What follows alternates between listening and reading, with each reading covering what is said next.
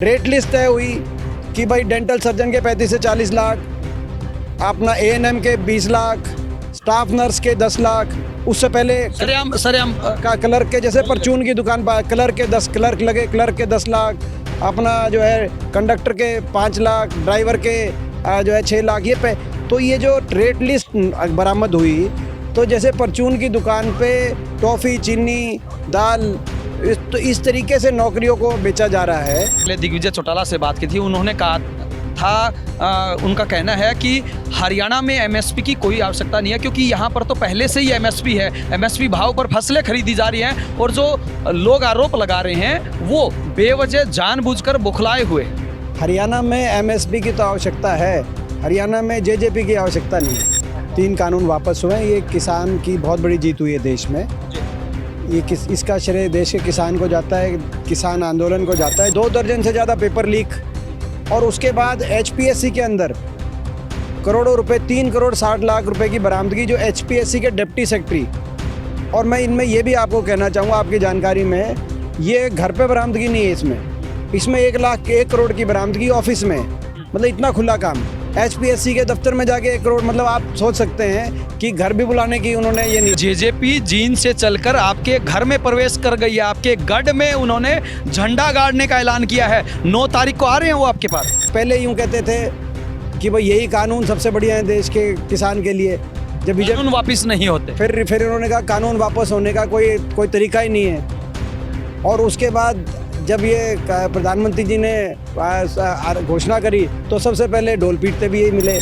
तो इन लोगों की बात कोई ऐसे ही है कि रात को ये कहा कि भाई आपकी वोट से बीजेपी की सरकार को जमना पार करेंगे, और फिर वोट लेके बीजेपी की सरकार को बनवाने का चंडीगढ़ में काम किया। तो ये इन लोगों की बात पे कोई विश्वास नहीं करता। राज्यसभा सांसद दीपेंद्र सिंह हुड्डा अभी हमारे साथ मौजूद है। हुड्डा साहब, किसानों की जो मांग थी वो लगभग पूरी होती हुई नजर आई है, लेकिन सरकार का कहना कि अब बेवजह दबाव बनाया जा रहा है। किस तरह से देखते हैं आप, क्योंकि यही सरकार है जो कहती थी ये खालिस्तान है, पाकिस्तानी है, और विपक्ष के लोग हैं। देखिए नौन साहब, इसमें मैं 2 बातें कहूँगा। पहले तो ये जो 3 कानून वापस हुए, ये किसान की बहुत बड़ी जीत हुई है देश में। ये इसका श्रेय देश के किसान को जाता है, किसान आंदोलन को जाता है, जो एक शांति और संयम के रास्ते पे जो 1 साल तक किसानों ने कुर्बानियाँ दी, ये उनको श्रेय जाता है। और ये जीत समर्पित है उन लगभग 700 किसानों को जिन्होंने अपनी जान कुर्बान करी। और दूसरी बात, जो सरकार कहती है कि अब बेवजह नई मांग आ रही है, नई ना मांग कुछ नहीं है। अगर 1 साल पहले सरकार मांगती तो ये 700 लोग जो थे, ये तो इस आंदोलन के साथ थे। ये तो इन 1 साल में इनकी जान गई है। जो एक मांग आ रही है कि भाई इनके परिवारों को आर्थिक मदद हो, कुछ सरकारी रोज़गार मिले इस परिवारों में, और तो ये मांग इस 1 साल में उत्पन्न हुई। इसी तरीके से जो अजय कुमार मिश्रा हैं, जो MOS होम हैं, उनके इस्तीफे की मांग हो रही है। लखीमपुर मामला नहीं होता 1 साल पहले मान लेते तो। इसी प्रकार से जो हज़ारों किसानों पे मुकदमे हैं, ये मुकदमे ना होते अगर 1 साल पहले सरकार मान लेती। तो ये सारी जो मांगे हैं, ये कोई नई मांग नहीं कह सकते इनको आप। ये तो 1 साल पहले ये होनी ही नहीं थी ये मांगे, अगर सरकार पहले मान लेती। आज मैं समझता हूँ देश के इस आंदोलन ने देश के किसान के भविष्य को बचाने का काम किया, कि जो सरकारी खरीद व्यवस्था से सरकार पीछे हटके किसान के भविष्य को प्राइवेट औद्योगिक घरानों के हवाले करके पीछे हटना चाह रही थी। सरकार के इस मंशा से किसान ने अपने भविष्य को बचाने का काम किया है। अब मैं सरकार से यही कहना चाहता हूं कि सरकार अविलंब, ये जो बातें हैं ये आज नहीं तो कल माननी पड़ेंगी सरकार को, लेकिन अविलंब ये सरकार ये बातें माने, और इसमें जितना जल्दी मानेगी उतना अच्छा है। दीपेंद्र जी, संसद में भी बार बार आवाज़ उठती है, विपक्ष के द्वारा मुद्दा उठाया जा रहा है कि एमएसपी की गारंटी और दी जाए, क्योंकि सरकार का भी ये वायदा था कि जैसे ही हम सत्ता में आएंगे तो एमएसपी की गारंटी देंगे। दीपेंद्र हुड्डा किस तरह से देखते हैं, क्या जिस प्रकार से सत्ता पक्ष के लोग कह रहे हैं कि इससे पूरे देश में बहुत ज़्यादा बोझ पड़ेगा? देखिए, अलग अलग इसमें अलग अलग इसके आकलन हैं, कितना इस पर बजट आएगा। 1.25 लाख 1.5 लाख करोड़ से जो है लेकर और 40,000 करोड़ तक का भी आकलन है कि मात्र 40,000 करोड़ में भी काफ़ी फसलें कवर हो सकती हैं। तो इसमें एग्जैक्टली उस कानूनी प्रारूप का क्या रूपरेखा होगी, इसको लेकर सरकार जो कमेटी बनने की बात आ रही है उसमें मंथन हो, जिसमें जो है कृषि स्थायी कमेटी, जो संसदीय स्थायी कमेटी है, उसको शामिल रखा जाए, अफसरों को शामिल रखा जाए और संयुक्त किसान मोर्चा के जो नुमाइंदे उसके अंदर, और किसान संगठनों की तो बात, और सबकी विचार विमर्श से कानून का प्रारूप बने। एमएसपी को कानूनी अमली जाना लाने का समय आ गया है। मैं आपकी जानकारी में ये बताऊं लोहान साहब, संविधान सभा में 23 नवंबर 1948 को चौधरी रणबीर सिंह हुड्डा जी ने एमएसपी पे कानून का एक प्रस्ताव संविधान सभा में दिया था कि संवैधानिक किसको दर्जा मिले। उस प्रस्ताव को उस समय संविधान सभा ने ये कह के कि भाई हम एमएसपी की प्रणाली लागू करेंगे, और वहीं से एमएसपी की प्रणाली धीरे धीरे लागू होनी शुरू हुई। उसका तो आज ये समय आ गया है कि जो वो कल्पना की गई थी उस एमएसपी को कानूनी प्रारूप मिले, ताकि किसान की स्थायी आमदनी, पूरे देश के किसान की स्थायी आमदनी हो। आपने देखा पीछे बाजरे का क्या हाल हुआ, आपने देखा धान का क्या परिस्थिति बनी।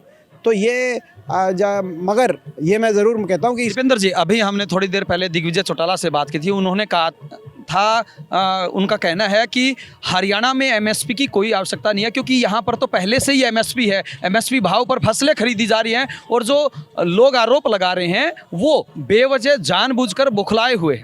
हरियाणा में एमएसपी की तो आवश्यकता है, हरियाणा में जेजेपी की आवश्यकता नहीं है।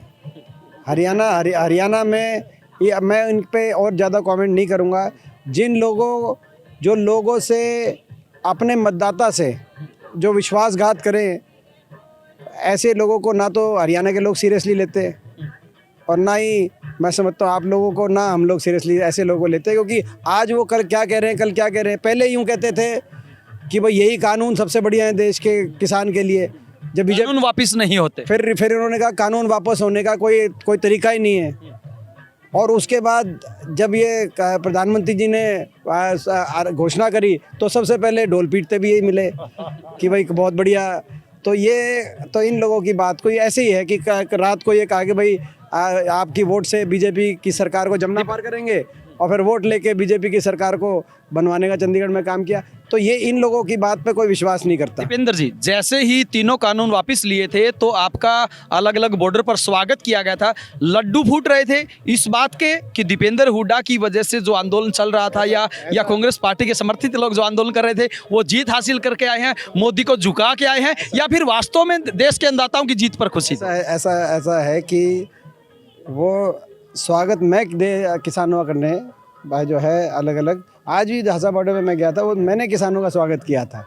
और इसमें कोई राजनीतिक दल या कोई, सबने अपना अपना योगदान दिया है जनप्रतिनिधि के रूप में, जहां हो सका हमने भी उठाने की कोशिश करी।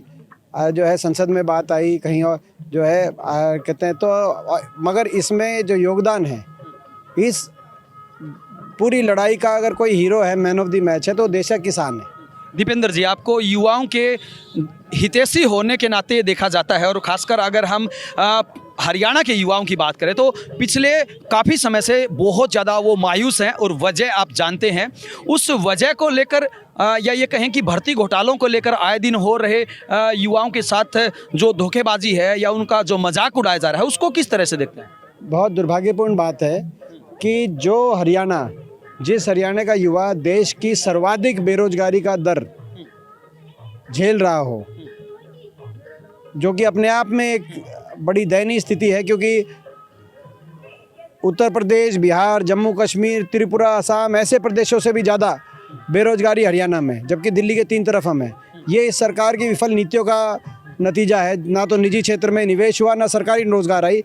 बेरोजगारी दर देश में सर्वाधिक झेल रहे युवा के ऊपर उनके जख्मों पर नमक छिड़कने का काम ये जो भर्ती घोटाला, और ये भर्ती घोटाला भी क्या, लगातार 2 दर्जन से ज़्यादा पेपर लीक, और उसके बाद एचपीएससी के अंदर करोड़ों रुपए, 3 करोड़ 60 लाख रुपए की बरामदगी, जो एचपीएससी के डिप्टी सेक्रेटरी। और मैं इनमें ये भी आपको कहना चाहूँगा, आपकी जानकारी में, ये घर पे बरामदगी नहीं है, इसमें 1 करोड़ की बरामदगी ऑफिस में, मतलब इतना खुला काम। एचपीएससी के दफ्तर में जाके 1 करोड़, मतलब आप सोच सकते हैं कि घर भी बुलाने की उन्होंने ये नहीं। दीपेंद्र जी, 2 बड़े नेताओं के नाम सामने आए हैं, क्या आपकी तरफ से उनको लेकर कोई मुद्दा उठाया गया? 2 मंत्रियों के इसमें नाम सामने आ रहे हैं, और इसमें मगर ये केवल 2 मंत्रियों की बात नहीं है, देखिए HPSC में डिप्टी सेक्रेटरी की कोई पोस्ट नहीं होती, इस पद को बनाया गया और फिर इस अफसर को स्पेशली लगाया गया।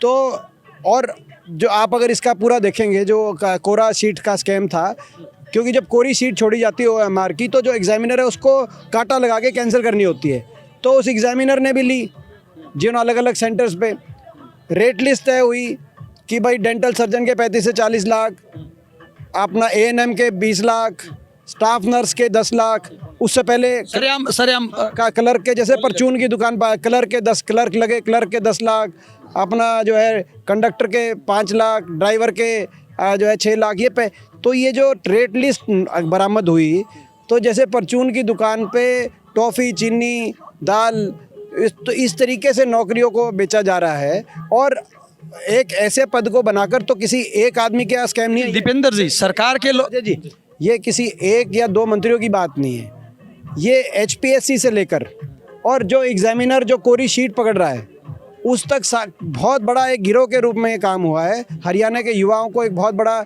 जो है एक धोखा दिया गया उनके विश्वास को, तो इसीलिए इस स्कैम की हमने मांग करी है, संसद में भी मैंने बात उठाई है कि ये जो है सिटिंग जज से ये जांच हो। हरियाणा के अंदर आज इस मामले में एक नारा बुलंद हो चुका है, जो मैंने वहाँ कल पंचकुला के हमारे धरने पे कहा था कि भाई अगर लुभाना है अपना छोरा, पेपर छोड़ो कोरा, नोट का भर दो बोरा।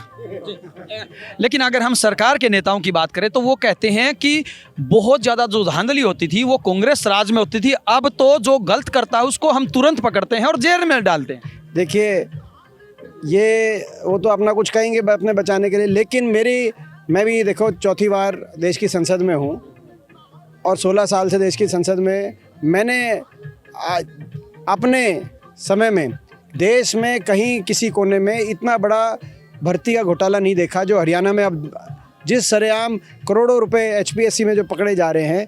व्यापम का घोटाला भी हुआ था मध्य प्रदेश में, 14 पेपर लीक हुए थे, यहाँ पे लगभग 30 पेपर लीक हो चुके, उसके बाद करोड़ों रुपए मिल रहे हैं। और जो पहले SSC में स्टाफ सिलेक्शन कमीशन में उनको चेयरमैन को हटा दिया था, फिर दोबारा चेयरमैन को लगा दिया, इतने असंवेदनशील भी, इतने ढीठ भी हैं। और आप देखो हमारे समय तो HPSC के जो चेयरमैन थे जनरल DP वत्स, उनको तो बीजेपी ने, उनका क्या कार्यशैली रही होगी, बीजेपी की सरकार आते ही उनको बीजेपी में शामिल करके राज्यसभा के सांसद के रूप में, और इस समय जो HPSC के जो हैं वो आप देखो क्या स्थिति है। हुड्डा साहब, आपने कहा था थोड़ी देर पहले कि प्रदेश को JJP की आवश्यकता नहीं है, लेकिन JJP जीन से चलकर आपके घर में प्रवेश कर गई है, आपके गढ़ में उन्होंने झंडा गाड़ने का ऐलान किया है। 9 तारीख को आ रहे हैं वो आपके पास। ये वो तो कहा सकते हैं, नहीं देखो प्रजातंत्र है, प्रजातंत्र में तो कोई भी कहीं भी कार्यक्रम कर सकता है और कहीं से चुनाव भी लड़ सकता है। वो तो उन्होंने चुनाव भी लड़ा था, उन्होंने कहा कि हरियाणा की सबसे बड़ी रैली होगी आपके गढ़ में। नहीं, वो उन्होंने चुनाव भी लड़ा था, लोकसभा में चुनाव लड़ा था, जब मैं रहा था लोहतक लोकसभा से लड़ रहा था, तो कितनी वोट आई थी आपको पता है? कितनी वोट आई थी? आप पता लगा कितनी वोट आई थी। अगर हम बात करें रैली की या उस माहौल की, देखिए मैंने जैसे कहा उन्होंने चुनाव लड़ा था, मैं उससे ज़्यादा नहीं कहना चाहता। उनमें से एक ने तो सोनीपत से उड़ा था के खिलाफ भी चुनाव लड़ा था, उनकी भी वोट पता कराने कितनी आई थी। अंतिम पर्सन दीपेंद्र जी, एक बात उसमें नहीं कहना चाहता, उनको कोई सीरियसली नहीं लेता, इसीलिए आप बारी बारी पूछ रहे हो लोहान साहब। नहीं, अंतिम पर्सन, पंजाब के अंदर कुछ समय पहले कांग्रेस में बिखराव हुआ है, एक नई पार्टी का गठन हुआ है। हरियाणा में भी ऐसे ही कयास लगाए जा रहे हैं कि आने वाले समय में जिस प्रकार से दीपेंद्र हुड्डा का कद बढ़ता जा रहा है, कहीं ऐसा ना हो कि एन समय पे या ये कहें कि मौके पर चौका लगा दें। तो हरियाणा के अंदर जो मौजूदा सरकार है, उस सरकार ने हरियाणा को पटरी से उतारने का काम किया है और कांग्रेस पार्टी की भूमिका है विपक्ष की। मेरी एक जिम्मेदारी है, हरियाणा में 15 सांसद हैं, 10 लोकसभा के, 5 राज्यसभा के, 14 भाजपा के सांसद हैं, मैं एकमात्र विपक्ष का सांसद हूं। तो मेरी जिम्मेदारी विपक्ष की आवाज़ उठाने की, लोगों के हकों की लड़ाई लड़ने की, ये आवाज़ है। नई पार्टी का गठन हुआ है, हम वो जानना चाह रहे हैं क्या आने वाले समय में हरियाणा में भी ऐसा हुड्डा साहब कर सकते हैं? हरियाणा के अंदर जो कौन कर सकता है? हुड्डा साहब। हुड्डा साहब को क्या आवश्यकता है? हुड्डा साहब नेता विपक्ष हैं, कांग्रेस पार्टी के नेता विपक्ष हैं, और मैं समझता हूँ कि आने वाले समय में हुड्डा साहब के नेतृत्व में कांग्रेस पार्टी हरियाणा में बदलाव जरूर लेके आएगी। बिल्कुल, ये थे सांसद दीपेंद्र सिंह हुड्डा, जिनकी तरफ से कहा गया कि हरियाणा के युवा आज सबसे ज़्यादा परेशान है और सरेआम लाखों करोड़ों में नौकरियां बेची जा रही है। इनका साफ तौर से ये भी कहना कि अगर समय रहते सरकार ने ऐसे लोगों पर कार्रवाई नहीं की तो कांग्रेस पार्टी सड़कों पर उतरने के लिए मजबूर होगी। वीडियो जर्नलिस्ट नदीम के साथ अजय लोहान, बिंदास हरियाणा।